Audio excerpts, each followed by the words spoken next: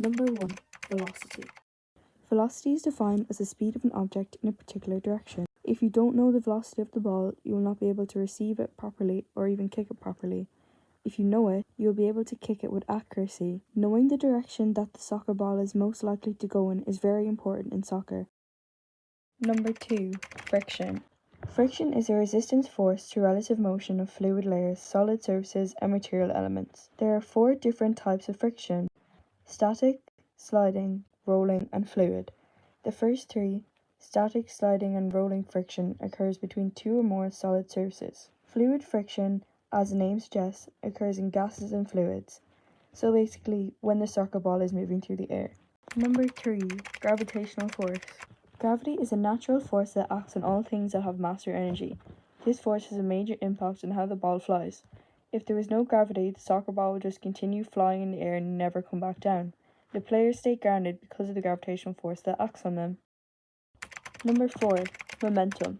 Based on Newton's mechanics, linear momentum refers to the product of velocity and mass of an object. Unlike other forces, it's a vector quantity that has a direction and magnitude momentum that can also be defined as an impetus gained by a moving object.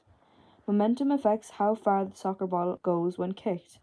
If the player has a lot of momentum when they come into contact with the ball, it will move faster and further away.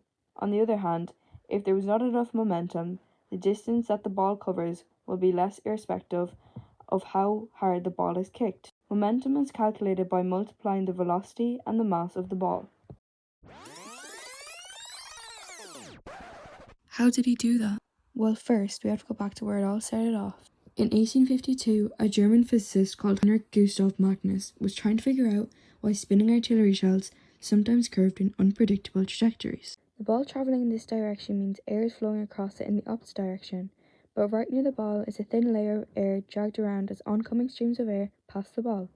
The side moving the same direction as the spinning ball is accelerated and follows the curve of the ball. It's also deflected onto the right. The side that is moving against the ball meets opposing air and can't continue around the ball. It slows down and goes straight. We end up getting a net flow of air going to the right, and the ball must go to the left. Since the air is slowing down the right side, we get a buildup of air which creates a higher pressure on that side and pushes the ball to the left. The airflow is extremely important. You cannot make this happen in a vacuum. It's not some weird thing that the ball does by itself. You need air flowing across the ball to push it. This is called the Magnus effect.